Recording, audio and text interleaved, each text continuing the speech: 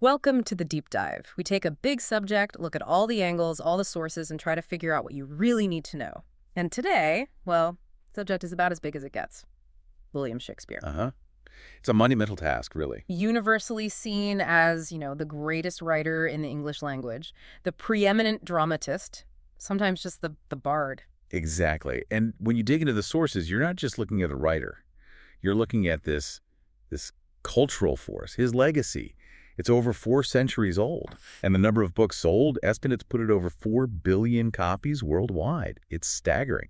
He's foundational, really, for modern Western literature. So our mission today isn't just to celebrate the works, though we will, the 39 plays, 154 sonnet, those long poems, but we also want to really examine the life, the career, the documented facts, and, the controversies that still swirl around the man himself rigorously. And that's where it gets interesting and maybe a bit challenging for you if you want to be really informed, because the actual historical record for his personal life, it's surprisingly thin in places. Yeah, and that lack of hard evidence, paradoxically, has fueled just as much fascination as his actual genius. You see it in all the questions about his lost years, what he actually believed religiously, and even debates about the texts themselves. How accurate are the versions we read today? So we're diving into the solid facts, what we can document, but also exploring the most plausible ideas that spring from those gaps. Exactly. Documented fact and informed speculation. Okay, let's start with the foundations, where he came from. Stratford-upon-Avon, Warwickshire.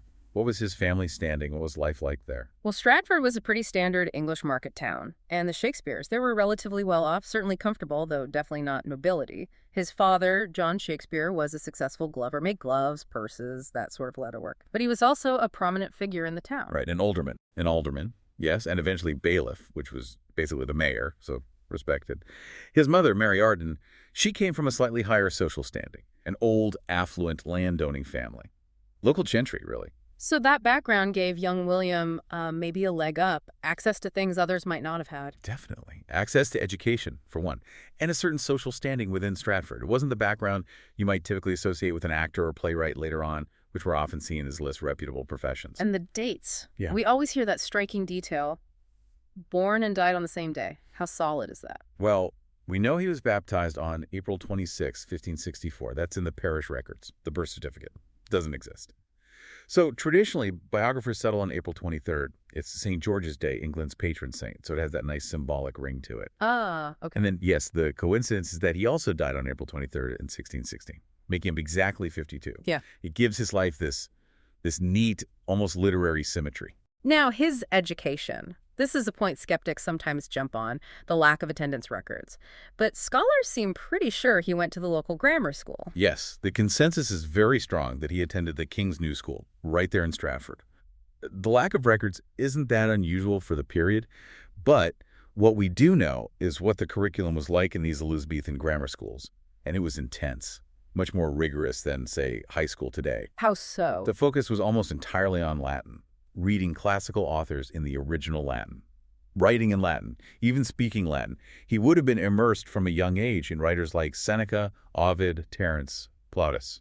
So when he later writes these incredibly powerful Roman plays or draws on classical mythology... It's not secondhand knowledge. He wasn't just reading translations. This stuff was drilled into him. The structures of classical rhetoric, the models of Roman drama and comedy, that was his foundational training. That makes sense. It really grounds his later skill. Absolutely. That classical education is the bedrock. You see it everywhere, from the formal arguments and the tragedies to the quick, witty wordplay and the comedies. It's all built on that rhetorical training. Okay, so he has this solid education, a respectable family, but then his personal life seems to kick off with a bit of drama, or at least haste. That's how it looks, certainly. In November 1582, he marries Anne Hathaway. He's only 18. She's 26. 8 years older. And the wedding seems rushed. Yes. Normally, the marriage bans, the public announcement in church, had to be read out on 3 consecutive Sundays. But in their case, a special license was obtained from the Bishop of Worcester's court to allow the marriage after just 1 reading. Which usually implies urgency. And the reason became clear about 6 months later. Their first child. Exactly. Their daughter, Susanna, was baptized at the end of May 1583. So the timeline points very strongly towards a premarital pregnancy necessitating the marriage. Not scandalous, perhaps, for the time, but certainly quick. And then more children followed. Yes. Almost 2 years later, they had twins, baptized in February 1585, a son, Hamlet, and another daughter, Judith. Hamnet, his only son. And he died young, didn't he? Tragically, yes. Hamlet died in the summer of 1596 when he was just 11 years old. It's a biographical detail that looms large for many scholars. Because of the timing. And the name, obviously, Hamlet. Precisely. We don't have Shakespeare's diary, of course, no letters saying, "I'm grieving." But the loss of his male heir happens just before he enters that period of writing the great dark tragedies. And the similarity between Hamlet and Hamlet, it's impossible to ignore. Many critics feel that personal grief, that trauma, must have informed the depth of introspection, the focus on mortality and loss that you see in Hamlet. It's compelling even if we can't prove it directly. It is. It adds a layer of human reality to the artistic shift. Okay, so the twins are born in 85. He's married, has a family in Stratford. But then between 1585 and his first real mention as a writer in London in 1592, silence. The lost years. If you wanted to get up to speed on this period, what are the main stories or theories you'd encounter? Right, the lost years. It's fertile ground for speculation. You generally hear three main narratives, none with much hard proof. The most famous, probably, comes from his first proper biographer, Nicholas Rowe, writing in the early 1700s. Rowe tells this story about Shakespeare having to flee Stratford for London. Why? Because he got caught poaching deer from the estate of a local bigwig, Sir Thomas Lucy. It's a dramatic tale, young rebel on the run, forced to seek his fortune in the big city. Classic origin story stuff, but likely just a story. Probably. It fits a narrative need, but there's no court record, no contemporary mention. It surfaces much later. Okay, what's alternative number 2? Another 18th century story, this one from John Aubrey, is much less glamorous. It suggests Shakespeare got his start in London literally holding horses for wealthy theatergoers outside the playhouses. A much humbler beginning. Yeah, positions him as starting right at the bottom rung of the theater world. Again, no real proof, just anecdotal tradition. And the third main theory is a bit more academic. The schoolmaster idea. Right. This theory gained traction in the 20th century. Right. It suggests he might have spent some of those years working as a schoolmaster, possibly in the countryside, maybe even for a Catholic family. Why Catholic? Because wealthy Catholic families sometimes employed private tutors, mistrusting the official Protestant state schools. There's some circumstantial evidence linking a William Shakespeare, possibly a variant spelling or a relative to Catholic households in Lancashire, like the Houghton family. But again, it's not a slam dunk. Not at all. It's based on hearsay, regional connections, wills mentioning players. It's suggestive, especially given the later debates about his own potential Catholic sympathies, but it's not definitive proof. So the key thing about the lost years is they really are lost. Pretty much. We have this established family man in Stratford, records of births, marriage, and then this gap. And then suddenly he pops up in London, successful enough to make enemies. How he got from A to B remains a mystery. Right. And that emergence in London, it wasn't quiet. By 1592, he's not just there, he's making waves. Enough to provoke a really nasty public attack. That's the first concrete sign, isn't it? It's the absolute smoking gun for his arrival on the scene. The earliest surviving mention we have of him as a playwright in London is this incredibly venomous attack by Robert Greene. Greene was a rival playwright? Yes, one of the university wits, guys like Marlowe, Peele, Greene himself, who had formal university educations and dominated the London theater scene. Greene wrote this pamphlet, Groat's Worth of Wit, published just after he died in 1592. And he really lays into Shakespeare. Oh, it's vicious. He calls Shakespeare an upstart crow, beautified with our feathers. Implying he's stealing their material, or just copying their style. Both, probably. Accusing him of plagiarism, of being derivative, of riding on the coattails of his educated betters. He also calls him an absolute Johannes factotum. A jack of all trades, meant as an insult. Definitely. Like, he can do a bit of everything act, patch up scripts, maybe, but he's not a real artist, not an original genius like them. Greene is basically furious that this actor, this grammar school boy from the provinces, this shake scene, as he puns it, is daring to compete with them and succeeding. So ironically, Greene's bitterness is our best proof that by 92, Shakespeare was already a significant force. Exactly. He must have been prolific, popular, and seen as a major competitor for Greene to be that angry and that specific. Okay, so he survives this attack. How does he go from being the upstart crow to being, well, Shakespeare as we know him? How did he consolidate his position? The crucial step, really, was moving beyond just being a writer for hire or an actor. It was about business ownership. After about 1594, his plays started being performed exclusively by one company, the Lord Chamberlain's men. Which became the leading company in London. Yes. And critically, Shakespeare wasn't just their hired playwright or one of their actors, he was a sharer. Okay, let's unpack that term, sharer. What did that mean practically? Because it seems key to his success. It was absolutely key. Being a sharer meant he owned a stake, a share, in the acting company itself. He was a part owner, along with other principal actors like Richard Burbage. This meant he wasn't just paid a flat fee for writing a play. He received a portion of the company's profits from ticket sales, day after day, performance after performance. Ah, so it gave him financial stability and maybe more creative control. Both.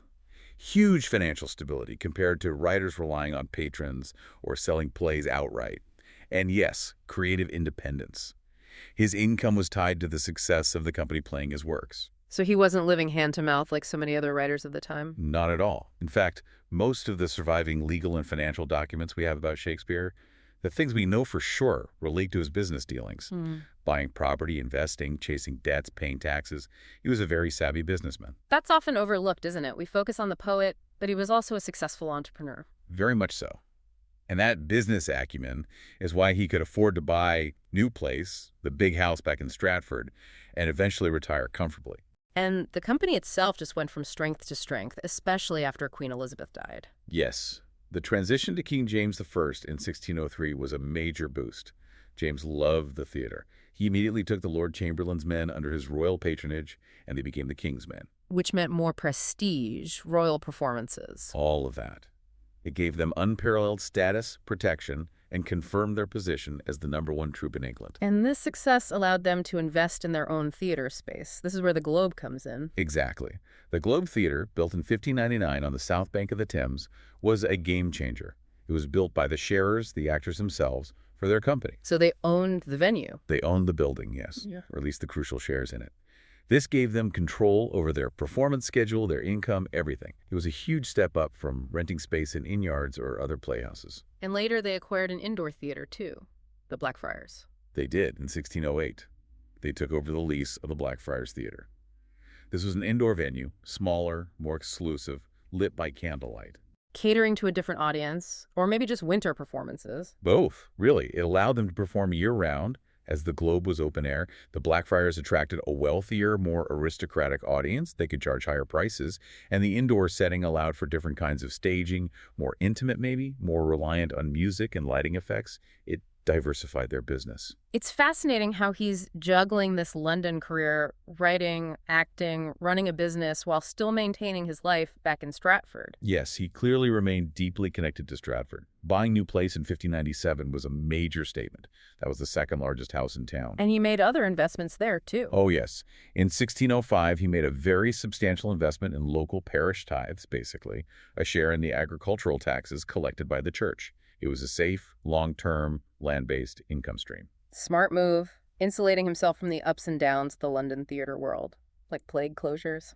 Absolutely. The theaters were closed frequently due to outbreaks of the plague. One estimate suggests they were shut for over 60 months. That's 5 full years spread out between 1603 and 1610. Having secure income from Stratford property and tithes was crucial. We know he was also acting during this period. Did he play major roles?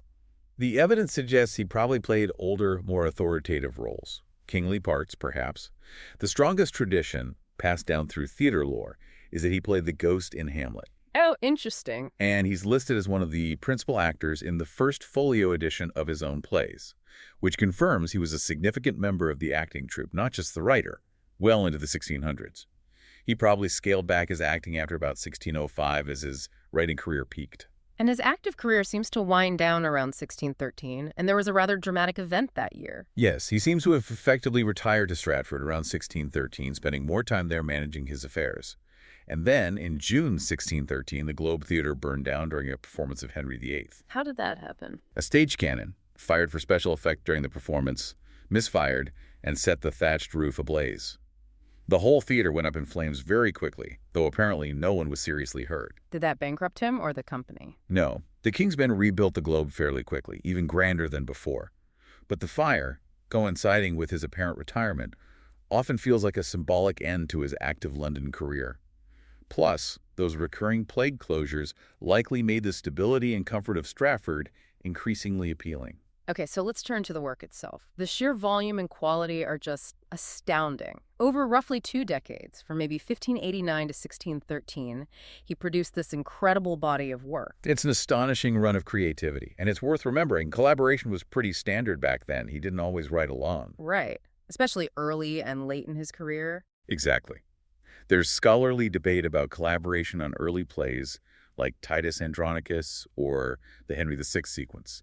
And it's certain he collaborated late in his career, most notably with John Fletcher, who succeeded him as the main playwright for The King's Men. Plays like Henry VIII and The Two Noble Kinsmen are generally accepted as collaborations. Looking at the trajectory, he started off very focused on English history, didn't he? Yes, the 1590s saw a lot of history plays. Richard III, the three parts of Henry VI, Richard II, King John, then Henry I parts 1 and 2, and Henry V. What made these so popular? Well, they drew heavily on well-known historical sources, particularly Holinshed's Chronicles. They dramatized the relatively recent bloody chaos of the Wars of the Roses, which had led to the Tudor dynasty coming to power. So they often had a political dimension, seen as validating the current regime by showing the horrors of civil war that preceded it. And they were just cracking good stories full of battles, intrigue, and powerful speeches. And alongside the histories, he was writing comedies. Yes, his early comedies often show strong classical influences, particularly Roman comedy. The Comedy of Errors, for example, is a direct adaptation of Plautus's Menechmi, full of mistaken identity and farcical situations. The Two Gentlemen of Verona also has that Italianic classical feel. But then the comedies evolved. Oh, definitely. By the mid to late 1590s, he hits his stride with the great romantic comedies. A Midsummer Night's Dream, The Merchant of Venice, Much Ado About Nothing, As You Like It, Twelfth Night. These are the plays people often think of first when they hear Shakespearean comedy. What defines them? Usually a romantic atmosphere, often set in an idealized world of forest, an Italian court, lots of witty wordplay, clever heroines who often drive the plot, sometimes disguised as men, and a focus on love, courtship, mistaken identity, and ultimately marriage and social harmony. Though we should probably pause here because some of those comedies contain elements that are, well, difficult for modern audiences. That's a really important point. We have to engage with the context, but also acknowledge the challenges. Yeah. The Merchant of Venice, for example. Shylock is one of Shakespeare's most complex characters, and he gets the famous "hath not a Jew eyes" speech, a powerful plea for shared humanity. But the play itself relies on and arguably reinforces anti-Semitic stereotypes common in Elizabethan England. It's deeply uncomfortable. It is. And similarly, The Taming of the Shrew. The whole premise of taming Katharina, culminating in her final speech advocating total wifely obedience. It's often seen as deeply misogynistic today. Modern productions really grapple with how to stage that play, or if they even should. Right. So after this period of comedies and histories, there's a shift. Around the turn of the century, things get darker. This leads into the great tragedies. Yes. Roughly from Hamlet, around 1600, 1601, up to about 1608, this is often considered the absolute peak of his artistry. Hamlet, Othello, King Lear, Macbeth, the Big Four, also Antony and Cleopatra and Time in Athens fall in this period. What links these plays thematically? Generally, they explore a catastrophic disruption of order, often caused by a fatal flaw or error in judgment within the protagonist. There's usually a sense that the natural, moral, or political order is overturned, leading to widespread suffering and death before some kind of order is often tenuously restored. And the nature of that fatal flaw varies dramatically. Hugely. Hamlet is famously about indecision, thought-paralyzing action. But Othello and Lear are almost the opposite tragedies sparked by sudden, rash, terrible judgments. Othello's swift descent into jealous rage, Lear's impulsive division of his kingdom based on flattery. And Macbeth.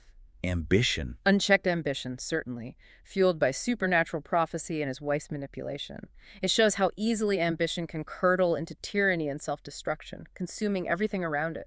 They are incredibly powerful explorations of human psychology under extreme pressure. After this intense, tragic period, his final plays shift tone again, towards the romances. That's right.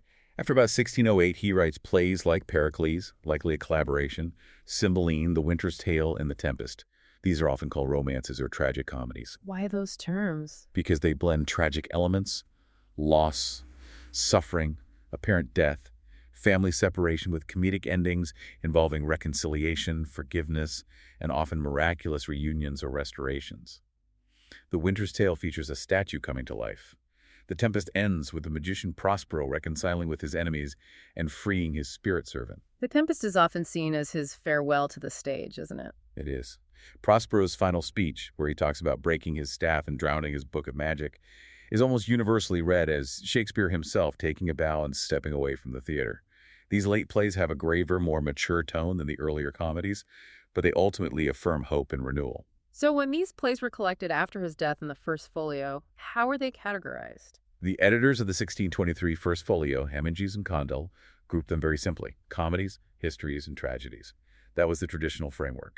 But later critics felt that wasn't quite sufficient. Some plays didn't fit neatly. Exactly. Certain plays seemed to resist easy categorization. They weren't quite comedies, not quite tragedies. In the late 19th century, the critic Frederick S. Boas came up with the term problem plays. This was in 1896. Problem plays, what makes them problematic? Which ones are they? The term usually applies to All's Well, That Ends Well, Measure for Measure, and Troilus and Cressida. They're problematic because they deal with difficult, often ambiguous ethical and social issues, and their endings can feel unsatisfying or cynical, not neatly resolving things in the way a typical comedy or tragedy might. Can you give an example? Measure for Measure. Measure for Measure is probably the prime example. It tackles things like sexual hypocrisy, abuse of power, the nature of justice versus mercy. The plot involves blackmail, a disguised doof manipulating everyone, and it ends with a series of forced marriages that feel more like punishment than happy resolution. It has comic elements, but the overall tone is dark and questioning. It leaves you with more questions than answers, hence problem play. Okay, that makes sense. Now, we can't discuss his output without talking about his non-dramatic poetry, especially during those times the theaters were closed. Right. The plague was actually a catalyst for his published poetic career. When the London theaters were shut down for long periods in 1593 and 1594, he turned to narrative poetry. And published 2 long poems. Yes, Venus and Adonis in 1593 and The Rape of Lucrece in 1594. They were hugely popular, much more so initially than his plays, which weren't really considered literature in the same way. What were they about? Both are based on classical myths from Ovid. Venus and Adonis is quite erotic, depicting the goddess Venus's obsessive pursuit of the reluctant young hunter Adonis.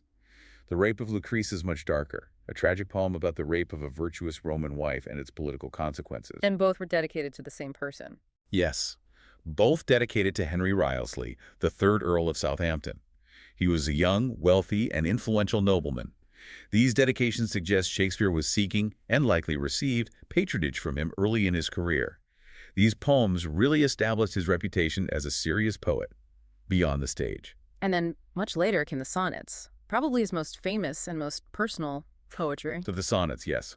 A sequence of 154 sonnets published together in 1609, quite late in his career, and possibly without his direct authorization. Unauthorized? How so? Well, the publisher was Thomas Thorpe, not Shakespeare's usual publisher, and the dedication is famously cryptic. Plus, sonnet sequences were often circulated in manuscript among a private circle before publication. It's possible Thorpe got hold of a manuscript and published it speculatively. And these sonnets are just extraordinary. They really are. They're seen as this incredibly profound, complex meditation on love, beauty, desire, time, mortality, betrayal, the whole spectrum of human emotion. And they seem to fall into 2 main groups addressed to different people. Broadly, yes. The first 126 sonnets are mostly addressed to a young man, usually referred to as the fair youth. These explore themes of intense friendship, love, admiration, urging the young man to marry and have children to preserve his beauty, but also dealing with jealousy and disillusionment. And this fair youth sequence is sometimes interpreted biographically. Yes, inevitably.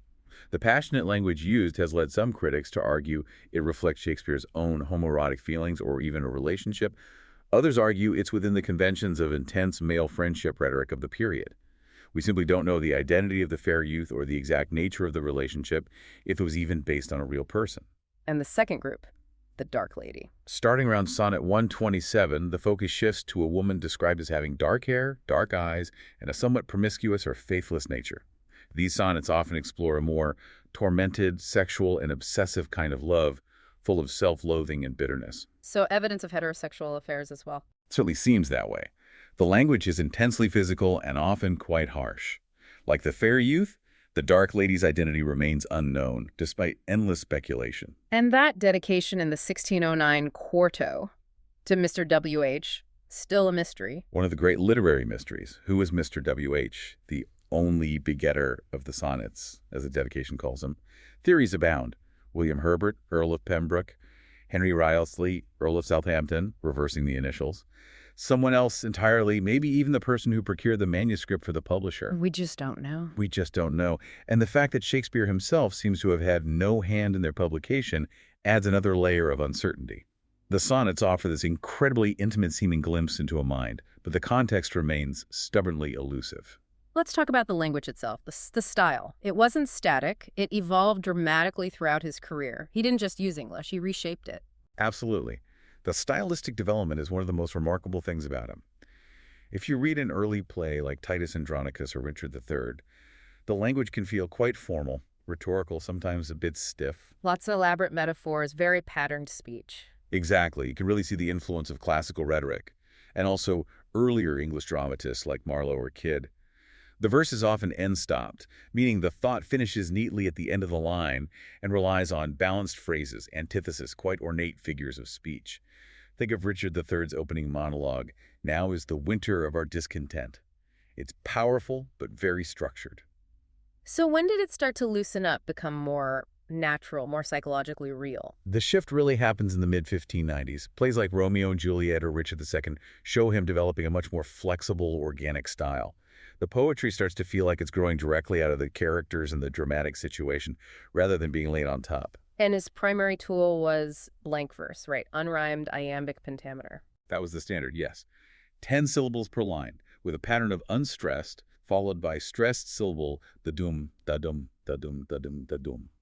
It mimics the natural rhythm of English speech, which is why it became the dominant form for English drama. But just mastering the form wasn't enough for him. He started breaking the rules. That's the genius of it. He mastered the steady iambic rhythm, and then he started playing with it, varying it, interrupting it to create specific effects.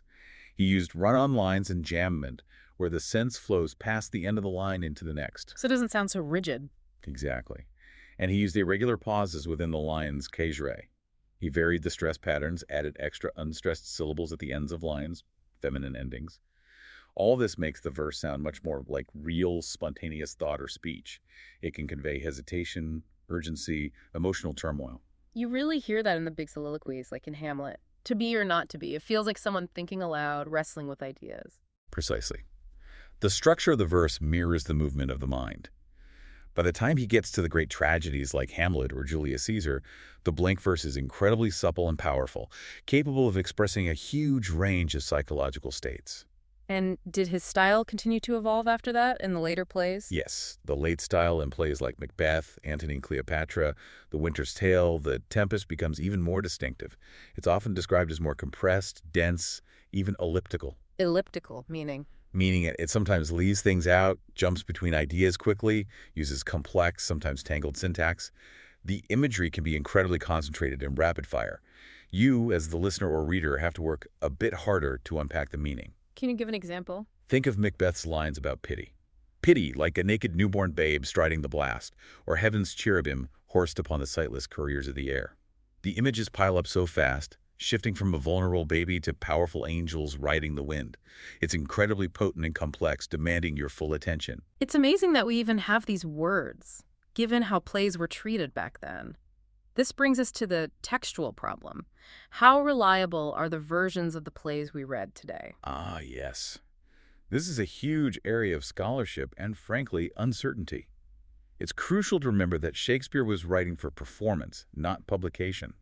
Plays weren't considered high literature in the same way poetry was. So the scripts weren't carefully preserved. Not always. During his lifetime, about half of his plays were published, usually individually, in cheap printings called quartos. The quality of these quartos varies wildly. Some were authorized, some weren't. It seems so. Some quartos, often called good quartos, appear to be based on reliable manuscripts, perhaps Shakespeare's own drafts or official prompt copies used in the theater, but others are a mess. These are the infamous bad quartos. Exactly. These are texts that seem incredibly garbled and inaccurate compared to later versions. The editors of the first folio, the big collection published in 1623, called these earlier versions stolen and surreptitious copies. Stolen? How would that even work? The leading theory is memorial reconstruction. The idea is that maybe some actors, perhaps those playing minor roles, or even audience members, tried to reconstruct the play from memory to sell it to a printer. So they'd be full of mistakes, paraphrased lines, maybe missing scenes entirely. Precisely. They give us the distorted version of the play.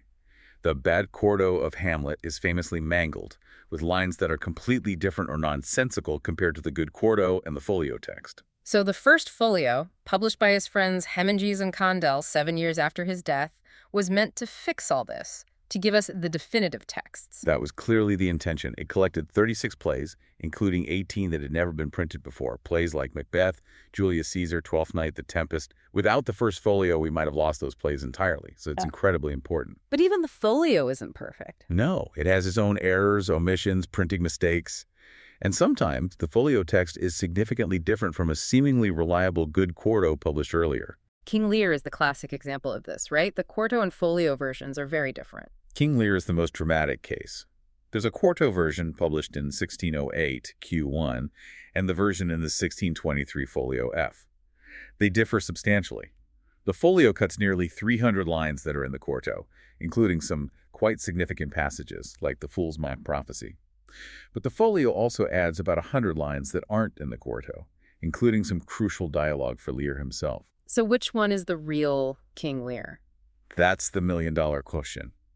For a long time, editors tried to create a single conflated text by combining Q and F. But many modern scholars argue that they represent two distinct versions of the play, perhaps revised by Shakespeare himself several years apart. Maybe one was the original version, and the folio represents a later, perhaps shorter, performance version. That's a leading theory. The folio version seems arguably more streamlined for performance, perhaps less bleakly philosophical in some ways. Some modern editions, like the Oxford Shakespeare, actually print both versions, arguing that they are distinct works and shouldn't be mashed together. Wow, so there isn't necessarily one single authoritative text for every play? Not always. It forces us to accept a degree of textual instability. Shakespeare was a working playwright in a collaborative, dynamic theater environment. Scripts were working documents, subject to revision, cuts, adaptation, maybe even censorship. The textual problem reminds us his primary medium was the living stage, not the fixed page. Okay, let's track him back to Stratford for his final years. He dies relatively young, aged 52, on April 23, 1616. Do we know much about the circumstances of his death? Very little for certain. We have that one famous anecdote recorded about 50 years later by John Ward, who became the vicar of Stratford. A drinking story. That's the one. Ward wrote in his diary that Shakespeare had recently hosted his fellow writers Michael Drayton and Ben Jonson for a merry meeting where they apparently drank too hard. Ward says Shakespeare contracted a fever afterwards and died from it. A great story. Plausible. It's plausible. Ben Jonson was definitely a friend. Whether it's literally true or just local legend, who knows? But it paints a nice picture of him enjoying convivial company right up to the end. Typhus, which could cause a fever, was also common then. Before he died, though, he made sure his affairs were in order. He signed his will just about a month before his death. And this document, it fuels a lot of speculation, doesn't it? Especially about his wife, Anne. The will is fascinating, yes. It's a detailed legal document showing he had accumulated a substantial estate property, investments, goods. And he leaves most of it to his daughter, Susanna. Yes, the bulk of the estate, including the family home, new place, goes to Susanna and her husband, John Hall. There are careful provisions to ensure it passes down through her line, ideally to male heirs, though she only had a daughter. His other daughter, Judith, received a lesser, though still significant, cash inheritance. But Anne, his wife of over 30 years, she's barely mentioned. She's mentioned only once, in an interlineation, meaning it was added in between the lines, possibly as an afterthought. And it's the famous bequest. I give unto my wife my second best bed with the furniture, meaning the bed hangings and linens. The second best bed. This has caused centuries of debate. What are the main interpretations? Well, on one side, some scholars argue it wasn't necessarily an insult.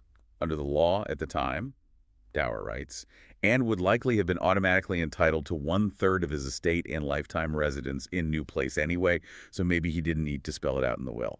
Okay, so maybe the bed was just a specific item he wanted her to have. Possibly. The argument goes that the best bed in a prosperous house was often kept in the guest room, a showpiece. The second best bed would have been the marital bed, the one they actually shared. So perhaps it was a sentimental gesture bequeathing her the bed that held personal significance for them. But the alternative view is it looks like a deliberate slight. That's the other interpretation, yes. Why mention only that and add it in seemingly late? To leave your wife of decades just the used bed while your daughter gets the bulk of the fortune? It certainly looks cold. It feeds the idea that maybe the marriage wasn't happy, that they lived somewhat separate lives, especially during his London years. We'll probably never know for sure what he intended. No, it remains ambiguous. Just like the sonnets, the will gives us this tantalizing personal detail, but leaves the emotional context completely open to interpretation. And his burial place also has a touch of drama in the Holy Trinity Church in Stratford. Yes, he was buried in the chancel, the area near the altar, which was an honor reserved for prominent figures. And the stone slab over his grave doesn't just have his name. It has a curse carved on it. A curse. What does it say? It's a 4-line verse, basically warning off anyone who might try to move his bones. Good friend, for Jesus' sake forbear to dig the dust enclosed here. Blessed be ye man, and spares these stones, and cursed be he yet moves my bones. And has anyone ever dared? Apparently not. The curse seems to have worked. His grave has remained undisturbed for over 400 years, even during church renovations. Okay, moving beyond his death, we have to address the big cloud of speculation that arose much, much later. The authorship question. The idea that someone else wrote the plays. Ah, yes, the anti-Stratfordian theories. This really kicked off in the mid-19th century, about 230 years after Shakespeare died. Why then? What prompted people to start doubting his authorship so long after the fact? It seems to have been largely fueled by a combination of factors in the Victorian era. One was the rise of bardolatry, that almost religious worship of Shakespeare as a supreme genius. Another was, frankly, social snobbery. Snobbery? How so? Many Victorians, particularly those from the upper classes, found it difficult, even impossible, to believe that a man from a relatively humble background, the son of a glover from a provincial town, with only a grammar school education, could have written plays displaying such profound knowledge of law, history, courtly manners, foreign languages, philosophy, falconry, you name it. They felt the life didn't match the work.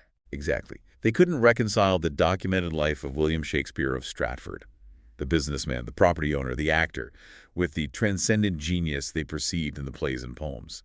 So they started looking for alternative candidates. And who were the main contenders? The most prominent early candidates were Sir Francis Bacon, the philosopher, scientist, and courtier, and later Christopher Marlowe, his contemporary playwright, though Marlowe died in 1593, requiring elaborate conspiracy theories. In the 20th century, the strongest claimant became Edward de Vere, the 17th Earl of Oxford, an aristocratic poet and patron of the arts. The Oxfordian theory is still quite popular in some circles, isn't it? It is. There are active organizations promoting Oxford and other candidates. They point to supposed coded messages in the plays, parallels between the candidate's life and the plots, and the perceived inadequacy of Shakespeare's known education and experience. But what's the view of mainstream academia? The overwhelming consensus among literary historians and Shakespeare scholars is that these are fringe theories. They argue that the historical evidence connected the works to William Shakespeare of Stratford contemporary mentions, legal documents, the testimony of fellow actors like Heminges and Condell in the first folio is substantial and consistent. They also argue that the doubters underestimate the quality of Elizabethan grammar school education and the accessible knowledge available in London at the time. So while the debate continues publicly, scholars mostly consider it settled. For the vast majority, yes. They see the authorship question as more of a cultural phenomenon reflecting changing attitudes towards class and genius, rather than a genuine historical problem. Another area of ongoing, though perhaps quieter, speculation is his personal religion. Was he a conforming Protestant, or did he have hidden Catholic sympathies? This is a much more nuanced debate, and there's evidence pointing in both directions. Outwardly, he lived as a member of the established Church of England. He was baptized, married, and buried in the Anglican Church, and his children were too.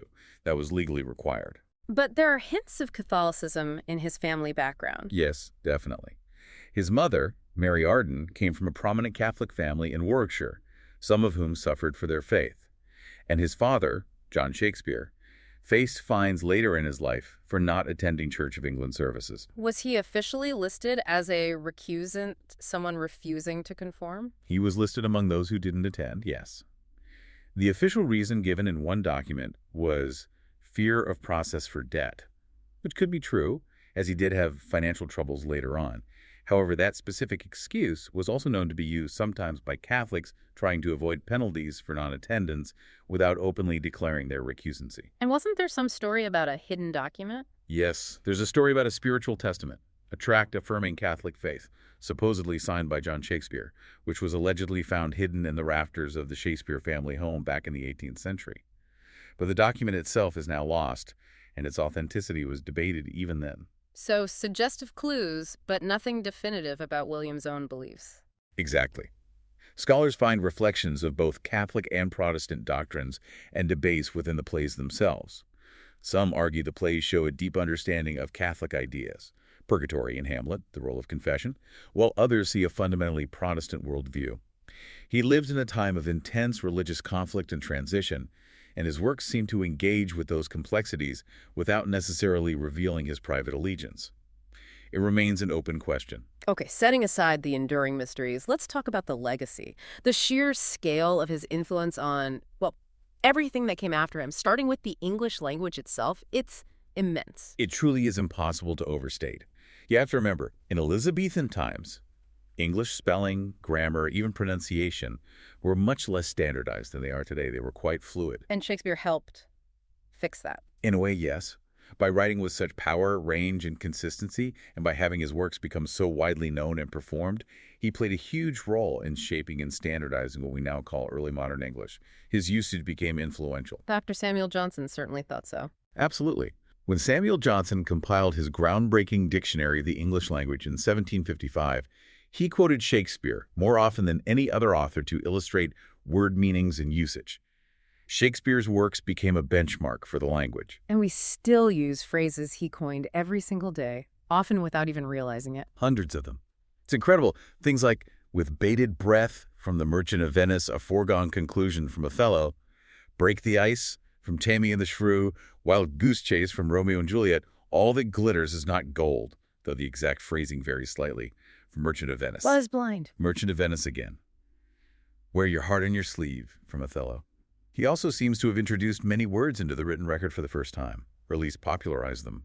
Words like eyeball, downstairs, lackluster, lonely, majestic, excellent, critical. So he wasn't just using the language, he was actively expanding its vocabulary and toolkit.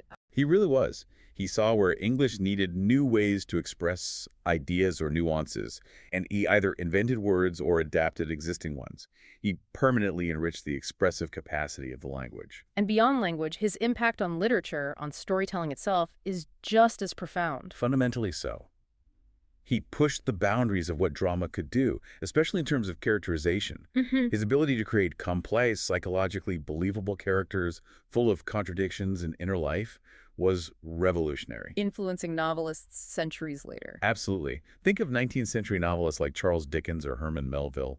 Dickens' incredible gallery of vivid, often grotesque or eccentric characters owes a huge debt to Shakespearean archetypes, especially from the comedies and histories. And Melville explicitly drew on Shakespearean tragedy for Moby Dick. Captain Ahab is essentially a classic tragic hero in the mold of King Lear or Macbeth, consumed by his obsession. And his influence extends into music, too, doesn't it? Opera especially seems drawn to his plots. Oh, enormously. It's estimated there are over 20,000 pieces of music inspired by Shakespeare's works. Opera composers, in particular, found his stories irresistible. Giuseppe Verdi was obsessed with Shakespeare. He wrote 3 Shakespearean operas. 3 absolute masterpieces: Macbeth, and late in his career, Othello, and Falstaff. They are considered among the greatest operas ever written, powerful musical translations of the plays. And you have others like Gounod's Romeo and Juliet, Nicolai's The Merry Wives of Windsor, Britten's A Midsummer Night's Dream. And orchestral music, too. Mendelssohn. Felix Mendelssohn's music for A Midsummer Night's Dream, written when he was just a teenager, including the incredibly famous Wedding March, is a cornerstone of the classical repertoire. Prokofiev's ballet Romeo and Juliet, Tchaikovsky's fantasy overture of the same name. The list goes on and on. It's also striking how adaptable his stories are. They translate not just across art forms, but across cultures and time periods, especially in film. That really speaks to the universality of the core human dramas he explored. Film directors have constantly returned to him. You mentioned Kurosawa earlier. Akira Kurosawa, the great Japanese director, his Throne of Blood is Macbeth set in feudal Japan, and Ran is King Lear. And they work brilliantly. The power struggles, the ambition, the family dynamics, they translate perfectly into that samurai context. Yeah. Or think of Orson Welles, who was steeped in Shakespeare his whole life. He adapted several plays and considered his film Chimes at Midnight, which focuses on the character Falstaff from the Henry IV plays, to be his best work. There are modern adaptations, too, like Baz Luhrmann's Romeo plus Juliet or countless versions of Hamlet. Exactly. His plays provide these incredibly robust narrative structures and complex characters that filmmakers can reinterpret endlessly for new audiences and contexts. Even fields outside the arts were influenced. Sigmund Freud, for instance, famously drew on Hamlet when developing his theories about the Oedipus complex in human psychology. So his critical reputation, has it always been this high? Or did it dip at any point? It's been remarkably high, pretty much from the start. His own contemporaries recognize his genius. Ben Jonson, who could be quite critical, wrote that amazing tribute in the first folio. Calling him soul of the age, and not of an age, but for all time. Exactly. That set the tone. While tastes changed the Restoration period, adapted his plays heavily, the early 18th century sometimes found him a bit unrefined. His reputation grew steadily. Voltaire introduced him to France. Goethe championed him in Germany. And then the Romantics and Victorians really elevated him. That's when bardolatry set in that intense, almost uncritical worship. Critics like Coleridge and Hazlitt explored the psychological depth of his characters. Victor Hugo called him one of the great poet-prophets of humanity. George Bernard Shaw famously tried to knock him off his pedestal a bit. Shaw did, yes. He admired Shakespeare, but also felt the bardolatry was excessive and sometimes hindered modern drama. But even Shaw couldn't diminish his stature overall. And the modern view. People like Harold Bloom. Leading critics like Harold Bloom argue that Shakespeare's influence is so pervasive, he practically invented our modern conception of human personality and interiority. Bloom famously wrote, "Shakespeare was larger than Plato and then St. Augustine. He encloses us because we see with his fundamental perceptions." Oh, he encloses us. That's a powerful claim. It is. It reflects the sense that his understanding of human nature was so profound and comprehensive that it shaped how we've understood ourselves ever since, and that universality helps explain his unparalleled global reach. The best-selling playwright ever, translated into over 80 languages. More than 4 billion copies sold, as we mentioned. Translated into everything from major world languages to constructed languages like Klingon and Esperanto, you can find Shakespeare being performed and studied in almost every country on Earth, from, say, a Hamlet in Lithuanian to The Merchant of Venice in Hebrew. It's a truly global phenomenon. So we've covered a lot of ground, the life we can piece together, the business side, the revolutionary way he used language, the enduring mysteries. But maybe the question to leave you with, to really think about, is why? Why does this writer, using early modern English from over 400 years ago, writing about Elizabethan politics, Roman generals, Danish princes, why does he still connect so powerfully across centuries, across cultures, from, Tokyo to Toronto, Lagos to Los Angeles? It's not just the poetry, is it? No, it has to be something deeper. The humanity he captured. The fundamental conflicts and desires that don't really change. And maybe that's the real tension to ponder.